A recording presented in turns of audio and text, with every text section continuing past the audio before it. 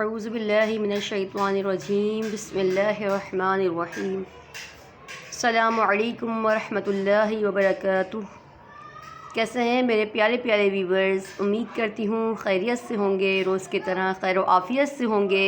اللہ تعالیٰ سے دعا بھی یہ ہے کہ آپ سب کو خوش رکھے، خیر و عافیت سے رکھے، آپ سب کو اپنے حفظ و امان میں رکھے، آپ سب کی حفاظت فرمائے، نیک جائز دلی تمنائیں پوری فرمائے، آمین صلی اللہ تعالی علیہ وآلہ وسلم۔ آج پھر آپ کو اپنے پروگرام انمول قرآن میں خوش آمدید کہتی ہوں۔ آپ کو بار بار بتاتی ہوں، ہمارا اس پروگرام کا، اس ویڈیو بنانے کا مقصد یہی ہے کہ آپ لوگوں تک قرآن پاک کی تعلیم بہتر طریقے سے، بہتر انداز میں پہنچانا، ہر حرف کے مخرج بتانا، تجوید کے ساتھ قرآن پاک پڑھانا، خصوصاً ان میری بہنوں کے لیے، ماؤں کے لیے جو قرآن پاک تو پہلے پڑھ چکی ہیں لیکن تجوید کے ساتھ پڑھنا نہیں آتا، تلاوت قرآن پاک کرنا نہیں آتی۔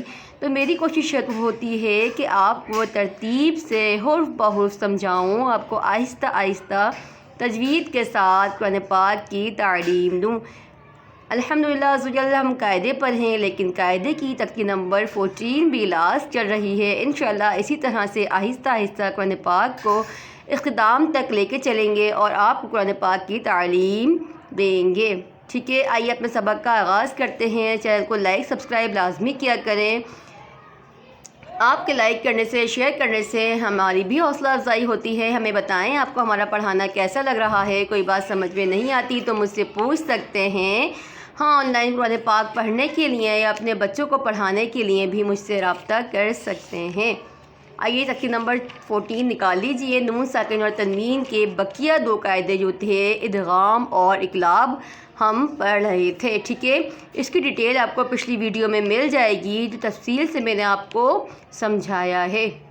بسم اللہ الرحمن الرحیم۔ میم نون میم زیر میم۔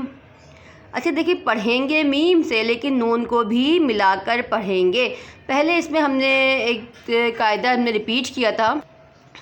شاید آپ لوگ یہ سوچ رہے ہوں کہ باجی نے تو پہلے کہا تھا کہ پہلا حرف متحرک، دوسرا حرف ساکن اور تیسرا حرف مشدد ہو، تو اکثر مرتبہ ساکن حرف کو چھوڑ کر مشدد حرف کو، متحرک حرف کو مشدد حرف کے ساتھ ملا کر پڑھیں گے۔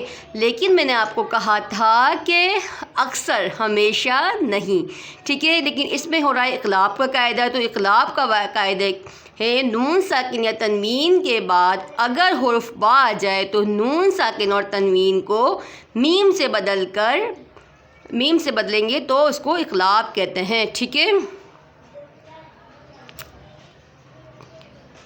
میم نون میم زیر میم، بعین زبر باع مم باع، دال زیر دی مم باعدی، میم نون میم زیر میم، بقاف زبر بق مم بق، لام زیر لی مم بقلی، ہا الف زبر ہا مم بقلی ہا، حمزہ نون میم دبر ام، با حمزہ زیر بی ام بی، حمیم پیش ہم ام بی ہم۔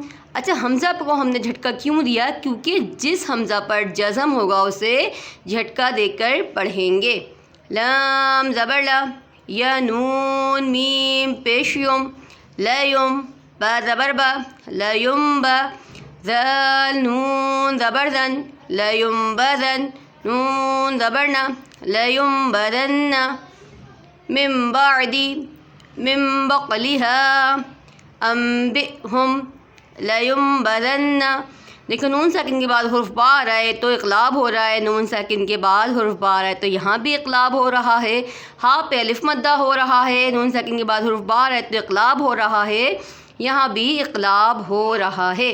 امید ہے آپ کو ہمارا پڑھانا سمجھ میں آ رہا ہوگا۔ کوئی بات سمجھ میں نہیں آتی، کوئی قاعدے سمجھ میں نہیں آتے تو پچھلی ویڈیو میں جا کر دیکھ سکتے ہیں۔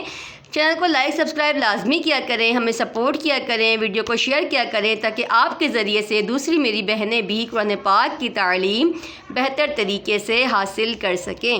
اپنا بہت سارا خیال رکھیے گا، دعاؤں میں یاد رکھیے گا۔ اللہ حافظ۔